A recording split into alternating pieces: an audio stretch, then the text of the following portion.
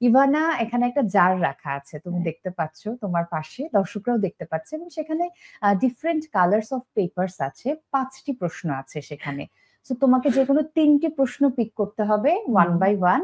তো তুমি যে কোনো তোমার পছন্দের কালারটা পিক করে আমাকে দিয়ে দিও, আমি তোমাকে প্রশ্নটা শোনাবো, তুমি ওকে। উত্তর দেবে, এবং একটা কন্ডিশন আছে, সেটা হচ্ছে স্কিপ করার কোনো অপশন নেই। ও মাই গড, এটা একটু টাফ কিন্তু। লেটস সি কি হয়। পিঙ্কটাই আগে নিই। আমার সাথে ম্যাচিং করে তোমারও একটু একটু আছে। একটু একটু। হ্যাঁ, ওকে। প্রশ্নটা হচ্ছে, আপনার পছন্দের নেটফ্লিক্সে কাজের অফার পেলে কি করবেন? Of course, why not? কেন করব না? আমি তো চাই নিজেকে নেটফ্লিক্সে দেখতে। অবশ্যই আচ্ছা, করব। Next. Next, okay, it was easy. হ্যাঁ, এটা ইজি ছিল। এটা সবাই হ্যাঁ বলবে, এটা আসলে কেউই না বলবে না। কেউ না বলবে না। ওকে, নেক্সট ওয়ান হচ্ছে, সেরা নাচিয়ে দ্বিতীয় আসরে চ্যাম্পিয়ন আপনি, একজন ভালো অভিনেত্রী, চলচ্চিত্রে আসতে সময় নিচ্ছেন কেন? বিকজ আমার কাছে এখন পর্যন্ত আপ টু দ্য মার্ক কোনো স্ক্রিপ্ট এবং ক্যারেক্টার্স আসেনি, দ্যাটস ওয়াই। আমি সিনেমা করলে একদম বুঝে শুনে প্রপার ডিরেক্টর, প্রপার মেকিং, এটা আমার কাছে ম্যাটার করে। নট নেসেসারি যে কে হিরো থাকবে অ্যান্ড অল, বাট হুম।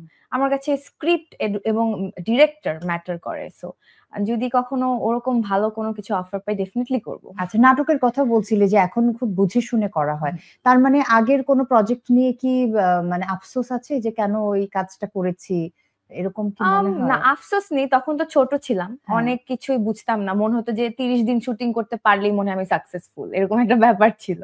তো আমার না, সবারই শুরুর দিকে এরকম একটা হ্যাঁ বিষয় থাকে, হয়। হ্যাঁ, তো এখন হচ্ছে যেটা, এখন তো একটু বুঝি যে হ্যাঁ। কোন মেকিংটা ভালো হচ্ছে, কোনটা একটু এভারেজ হচ্ছে। তো ওভাবে একটু বুঝে শুনে করার চেষ্টা করি, কিন্তু রিগ্রেট নাই কোনো। রিগ্রেট নাই কোনো। ওকে, নেক্সট। নেক্সট আরেকটা, রাইট? হ্যাঁ, তুমি চাইলে 5টি না না বলতে না। পারো। Most welcome. ওকে, বাংলা চলচ্চিত্রে কোরিওগ্রাফির অফার পেলে নাচে কি কি নতুনত্ব যুক্ত করবেন আপনি?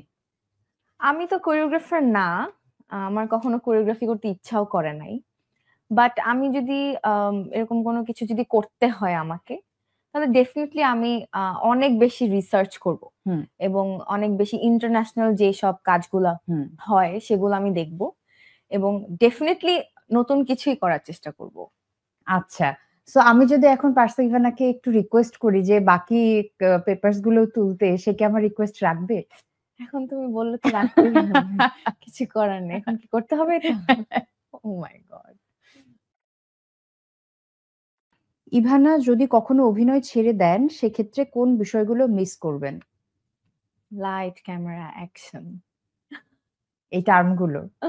সবকিছু মিস করব। সবকিছু। সেটে যাওয়া এবং রিহার্সালস করা, কো-আর্টিস্টদের সাথে গল্প করা এবং আম আলোচনা করা। কে কার চেয়ে ভালো অভিনয় করতে পারবে, এটা একটা কম্পিটিশন থাকে। এটা ইভেন এভরিথিং, মানে যখন সেটে যাই তখন আম যেভাবে সবাই অনেক সম্মান দেয়, সেই জিনিসটা সবচেয়ে বেশি মিস করব।